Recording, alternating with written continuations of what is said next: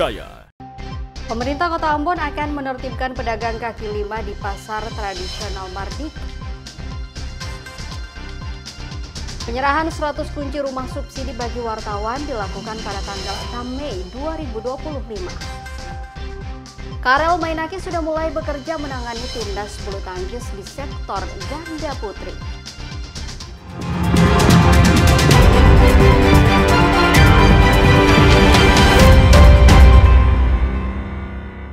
Selamat pagi dan apa kabar Anda saudara? Saatnya Anda menyaksikan Kompas News Ambon.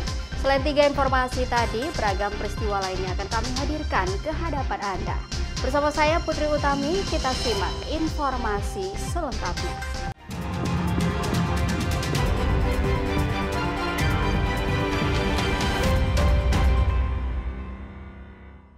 Kita awali Kompas News Ambon pagi ini, saudara. Penertiban pedagang kaki lima di pasar tradisional Mardika dijadwalkan pemerintah Kota Ambon akan dilakukan pada 28 April mendatang. Menanggapi rencana tersebut, sejumlah pedagang mengaku pasrah jika nantinya mereka kembali ditertibkan, meskipun sebagian dari mereka tidak memiliki lapak di dalam gedung pasar Mardika. Meskipun sebagian tidak memiliki lapak atau los di dalam gedung pasar Mardika, sejumlah pedagang kaki lima yang masih berjualan di sepanjang badan jalan Pantai Mardika, pertokoan Batu Merah maupun areal Terminal A1 dan A2 mengaku pasrah jika nantinya akan ditertibkan oleh pemerintah Kota Ambon pada 28 April mendatang. Penertiban PKL yang akan dilakukan ini mencakup pembongkaran bangunan kios, lapak, serta tenda. Meskipun pasrah, pedagang meminta agar pemerintah kota dapat memberikan solusi bagi mereka yang tidak memiliki lapak di dalam gedung Mardika, sehingga mereka tetap dapat berjualan. Nah, itulah yang kita tidak tahu. Soalnya sedikit saya ada lapak. Kalau begitu harapannya saya bisa berjual ya, daripada tidak berjual, karena di sana juga kan mau masuk setiap mati. Sudah banyak. Menanggapi keluhan pedagang tersebut, Sekretaris Kota Ambon Robi Sapulete mengatakan telah meminta kepada Disperindak Kota Ambon agar menyediakan tempat bagi pedagang yang belum memiliki lapak di dalam gedung pasar Mardika. Sehingga ketika ditertibkan, tidak ada lagi pedagang yang mengeluh tidak memiliki lapak. Di pasar Mardika dan Batu Merah, ya. Nah, sosialisasi berkaitan dengan penertiban itu sudah kita laksanakan. Tetapi nanti tanggal 17 dan 22 itu tim penertiban sendiri akan turun ke lapangan untuk melakukan sosialisasi secara lisan kepada para pedagang. Dari indeks sendiri sudah menjamin kurang lebih ada 900 ya yang belum terisi, itu yang nantinya akan digunakan untuk nantinya pedagang yang tadinya mereka harus masuk ke dalam, misalnya yang ada di Terminal A1 dan Terminal A2 itu tempat mereka sudah ada. Penertiban dan pembongkaran yang akan dilakukan Pemkot Ambon ini karena aktivitas pedagang di badan jalan maupun terminal sering mengganggu arus lalu lintas di kawasan pasar. Yahya Lating, Kompas TV, Ambon, Maluku. Informasi lainnya, saudara, Olimpiade Sains dan Teknologi 2025 yang diselenggarakan Fakultas Sains dan Teknologi Universitas Patimura Ambon resmi berakhir. Ratusan siswa pemenang terima medali, piagam penghargaan, bonus hingga piala. Tridharma Perguruan Tinggi yakni PKI dan BSI. Sebanyak 204 siswa tingkat sekolah dasar hingga menengah atas yang menjadi juara 1, 2, dan 3 pada ajang Olimpiade Sains dan Teknologi Universitas Patimura Ambon menerima medali, piagam hingga bonus dalam acara penutupan Olimpiade yang berlangsung di Aula Rektorat pada Selasa 15 April 2025. Di Olimpiade tahun ini, juara umum pada jenjang pendidikan SD diraih oleh SD Kristen Kalam Kudus, Sekolah Menengah Pertama Sederajat diraih MTS Al Khairat Ambon, dan jenjang sekolah menengah atas diraih SMA Negeri 1 Ambon. Kegiatan tahunan yang biasanya diselenggarakan Fakultas Sains dan Teknologi ini dilakukan untuk menguji para siswa dalam 13 mata pelajaran, mulai dari IPA, Fisika, Biologi, Matematika, Kimia, Statistika, Komputer, Astronomi, dan Kebumian. Sekaligus juga sebagai ajang mempersiapkan para siswa untuk menjadi rujukan bagi Dinas Pendidikan Kabupaten Kota maupun Provinsi dalam seleksi ajang Olimpiade Sains tingkat nasional maupun internasional. Hari penyerahan medali dan juara umum, ada 204 siswa-siswi yang meraih medali perunggu, perak, dan emas. SMA itu ada 55 siswa, SMP ada 68, dan SD itu ada 81 siswa. Yang juara umum kali ini ditentukan oleh para juri berdasarkan nilai emas champion atau perolehan emas champion, sehingga yang dapat juara umum SD itu adalah SD Kristen Kalam Kudus Ambon, SMP itu dari MTS Al Khairat Ambon, dan SMA masih memegang piala SMA Negeri 1 Ambon. Hadirkan konsep pengintegrasian nilai budaya lokal dan alam Maluku, Himpunan Desain Interior Indonesia Cabang Maluku menggelar pameran interior dan material dalam desain berkelanjutan dengan melibatkan sejumlah kampus, asosiasi vendor, dan pelaku UMKM sekota Ambon.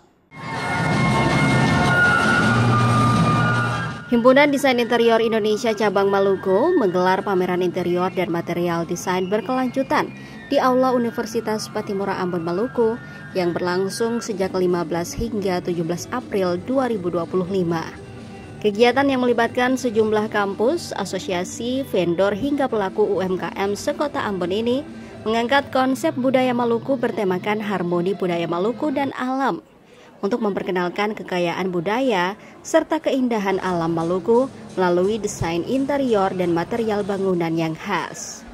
Kegiatan ini dilakukan bertujuan mengajak masyarakat setempat untuk memiliki gaya hidup berbudaya Maluku serta mencintai alam dan bersama-sama membangun Maluku. Jadi target kita adalah kita bersama-sama untuk mengenalkan budaya Maluku, di mana lihat ada museum juga, untuk agar mari sama-sama kita membangun Maluku ini, itu membangun negeri dan menata kota berbasis kebudayaan dan teknologi. Jadi memang target kita bersama-sama untuk menggerakkan ya semua aspek bersatu. Kita tidak bisa menunggu, kita harus berkreativitas dan memungkinkan dana-dana investasi itu akan datang. Salah seorang pengunjung mengapresiasi kegiatan ini karena dapat membantu ia belajar mengenal lebih dekat desain interior Maluku, mulai dari bangunan hingga material yang khas. Sebagai alumni arsitektur, saya juga mengapresiasi karena dengan adanya pameran interior bisa lebih mengenal material-material yang tadi sudah didisplay maupun ada standar budaya Maluku. Jadi bisa jadikan dasar untuk ke depan setiap kali ada perencanaan pembangunan, sudah ada dasar patokannya bahwa arsitektur Maluku itu seperti ini. Selain pameran, berbagai kegiatan juga dilakukan untuk menarik minat masyarakat. Mulai dari lomba mewarnai bagi anak-anak, lomba desain, lomba sketsa, hingga pentas musik dan budaya. Yahya Lating, Kompas TV, Ambon, Maluku. Saudara, usai jeda kami kembali dengan informasi lain, diantaranya penyerahan 100 kunci rumah subsidi bagi wartawan dilakukan pada tanggal 6 Mei 2025.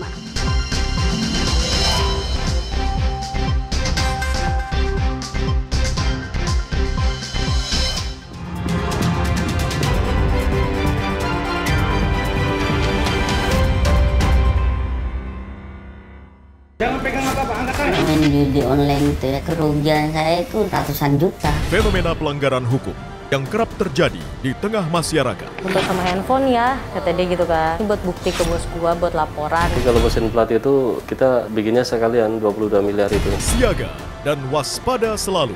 Eki dan Vina dianiaya dan juga dibunuh. Kedua tubuh mereka ditaruh di sekitar sini. Ikuti Sasaran setiap Rabu pukul 10:30 malam di Kompas TV. Isu-isu terkini yang menjadi perbincangan publik. Pemerintah menyatakan perang terhadap judi online. Judi online adalah penipuan. Problematika yang muncul di sekitar kita. Belum ada tampang pasir. Sebelum salat duhur kita sudah pulang, sudah dapat tak 15 kilo. Semarang mempertanyakan perbedaan keterangan antara kronologi polisi dan saksi di lokasi kejadian. Diulas lugas dalam 60 menit special report setiap minggu pukul 6 petang di Kompas TV. Sebuah penelusuran jurnalistik. Investigasi untuk mencari bukti. Dan peristiwa-peristiwa yang mengundang polemik. Dipo Investigasi. Setiap Senin pukul 8:30 malam di Kompas TV.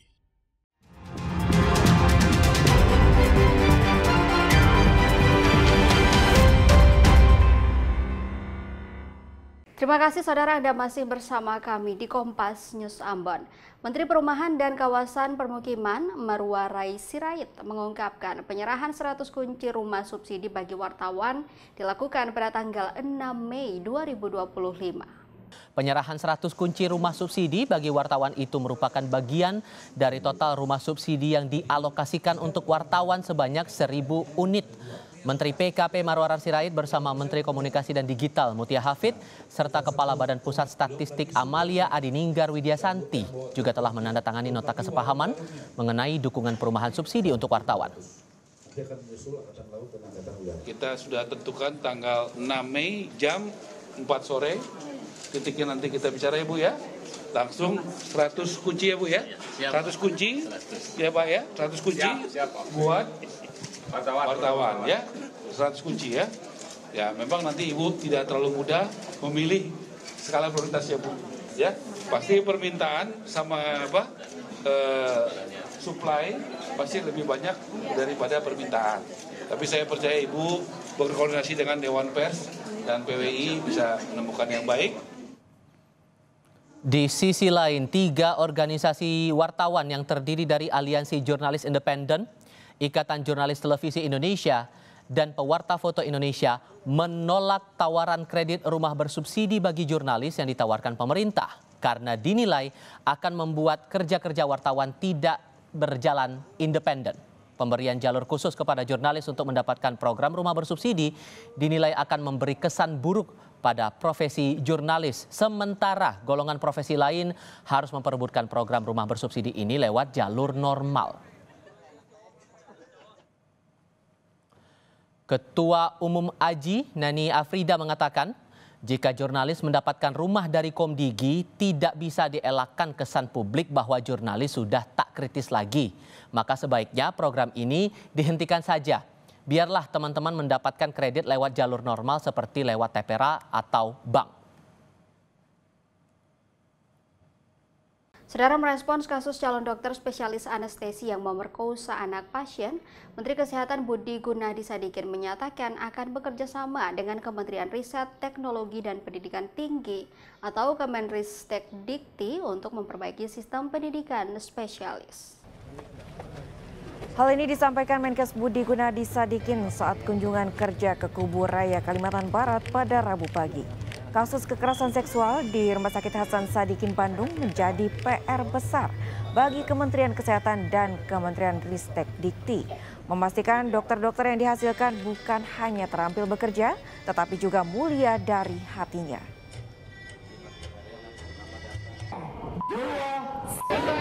Itu adalah PR besar bagi Kementerian Kesehatan dan Kementerian Ristek-Dikti untuk memastikan agar dokter-dokter yang kita hasilkan itu memang bukan hanya terampil dari sisi pekerjaan, tapi juga mulia dari hati.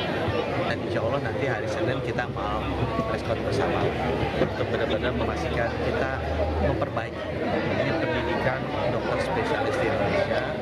Belasan orang yang tergabung dalam tim pembela ulama dan aktivis atau TPUA mendatangi kediaman Presiden ke-7 RI Joko Widodo di Kota Solo, Jawa Tengah.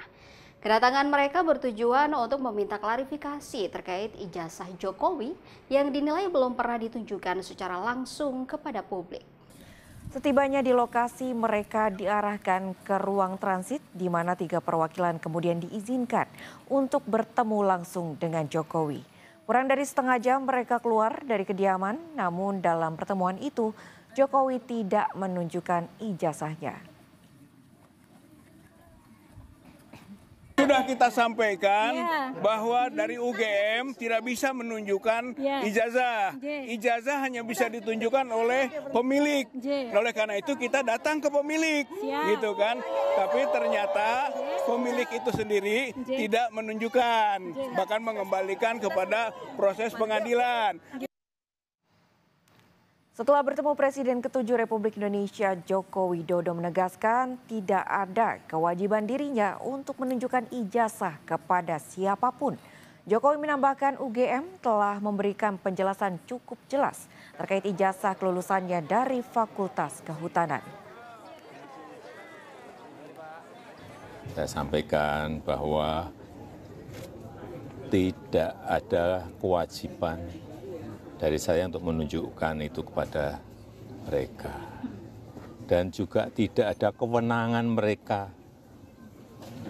untuk mengatur saya untuk menunjukkan ijazah asli yang saya miliki. Jadi sudah sangat jelas, kemarin di UGM juga sudah memberikan penjelasan yang gamblang dan jelas, dan yang ketiga, saya mempertimbangkan karena ini sudah menjadi fitnah di mana-mana, pencemaran nama baik, saya mempertimbangkan untuk melaporkan ini, membawa ini ke ranah hukum. Yang dilaporkan siapa Pak nanti? Nanti biar disiapkan oleh kuasa hukum. Sebelumnya pihak Universitas Gadjah Mada Yogyakarta memastikan Joko Widodo adalah salah satu alumnusnya. Joko Widodo lulus dari Fakultas Kehutanan pada tahun 1985. Adapun terkait ijazahnya ada pada Jokowi. Wakil Rektor Universitas Gadjah Mada, Wening Udasmoro mengatakan pihaknya memiliki dokumen ijazah Joko Widodo yang dipertanyakan keasliannya. Namun hanya akan membukanya di hadapan lembaga hukum formal seperti kepolisian dan pengadilan. Wening Udasmoro menambahkan UGM siap menjadi saksi jika dibutuhkan di pengadilan. Dalam kapasitas kami, UGM adalah memberikan informasi bahwa Joko Widodo itu tercatat dari awal sampai akhir melakukan tridharma perguruan tinggi di Universitas Gadjah Mada. Itu sudah kami jelaskan, dan Joko Widodo itu lulus pada November 5 November 1985 sesuai dengan catatan di dokumen Fakultas Kehutanan. Saudara, usai pariwara kami kembali dengan informasi olahraga. KRL Mainaki sudah mulai bekerja menangani timnas bulu tangkis di sektor ganda putri.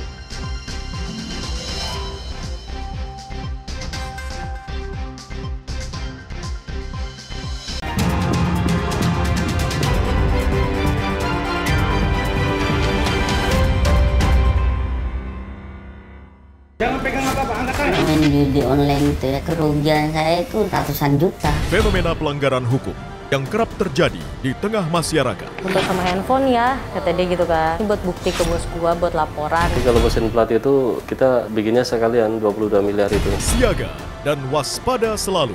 Eki dan Vina dianiaya dan juga dibunuh. Kedua tubuh mereka ditaruh di sekitar sini. Ikuti Sasaran setiap Rabu pukul 10:30 malam di Kompas TV.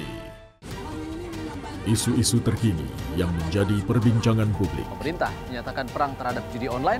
Judi online adalah penipuan. Problematika yang muncul di sekitar kita. Belum ada tampan pasir. Sebelum salat duhur kita sudah pulang, sudah dapat tak 15 kilo. Semarang mempertanyakan perbedaan keterangan antara kronologi polisi dan saksi di lokasi Dibahas, kejadian. diulas lugas dalam 60 menit special report setiap minggu pukul 6 petang di Kompas TV. Sebuah penelusuran jurnalistik. Investigasi untuk mencari bukti. Dan peristiwa-peristiwa yang mengundang polemik. Dipo Investigasi. Setiap Senin pukul 8:30 malam di Kompas TV.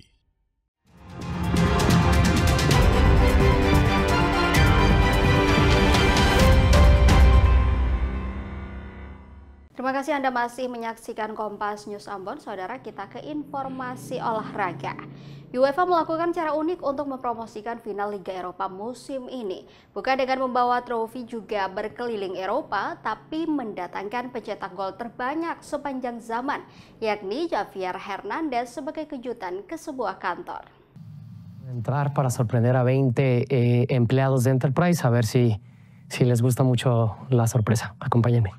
Beginilah cara UEFA mempromosikan final Liga Eropa yang akan berlangsung di bulan Mei. UEFA bukan mengirim trofi untuk dipamerkan, tapi pesepak bola idola Meksiko Javier Hernandez untuk mendatangi sebuah kantor di Guadalajara sebagai sebuah kejutan. Pemain yang akrab dipanggil Chicharito adalah pencetak gol terbanyak sepanjang sejarah sepak bola Meksiko.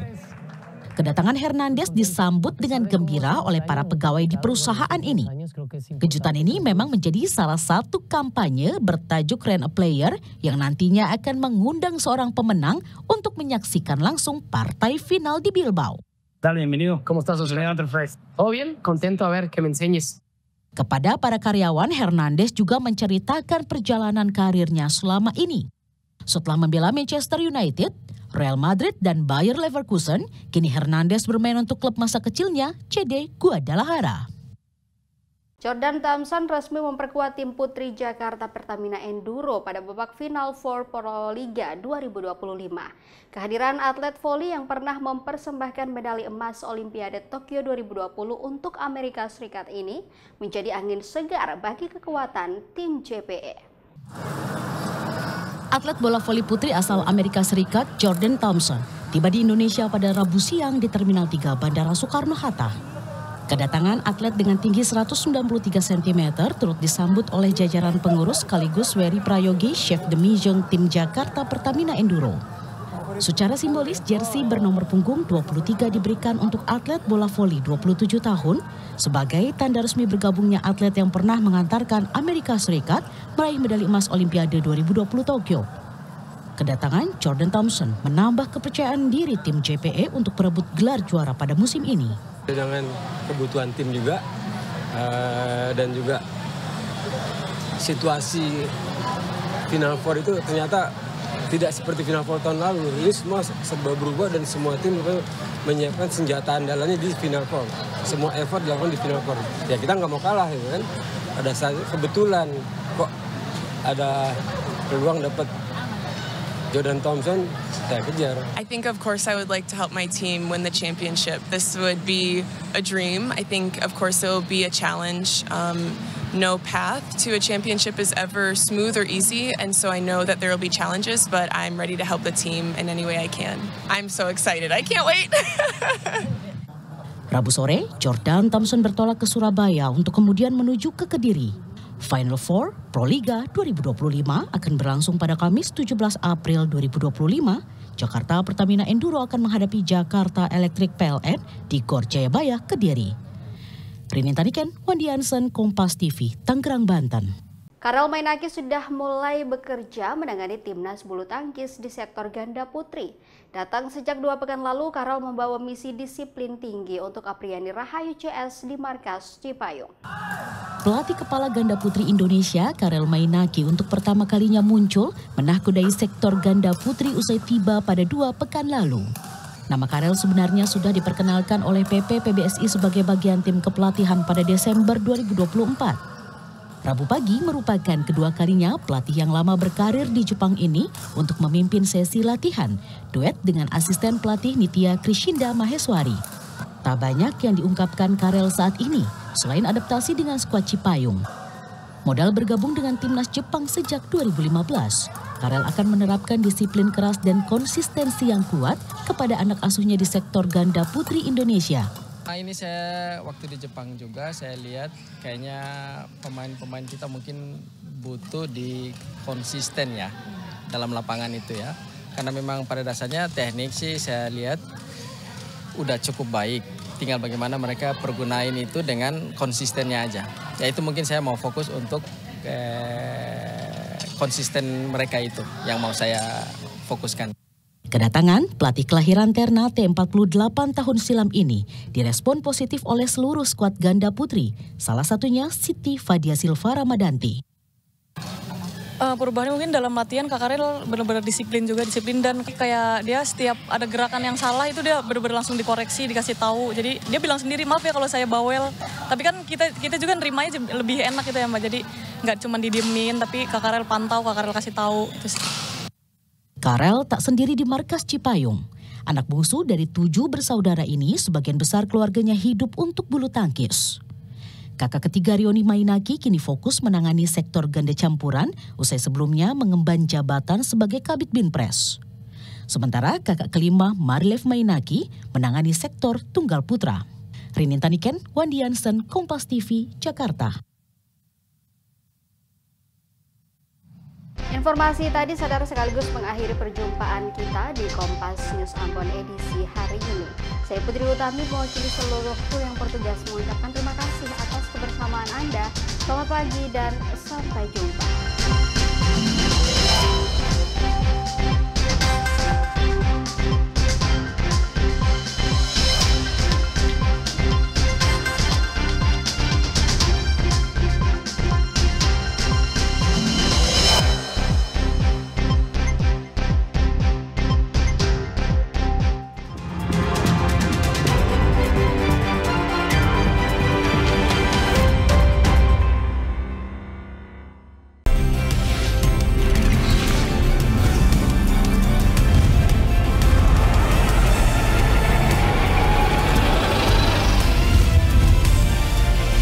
Kompas TV, independen, terpercaya.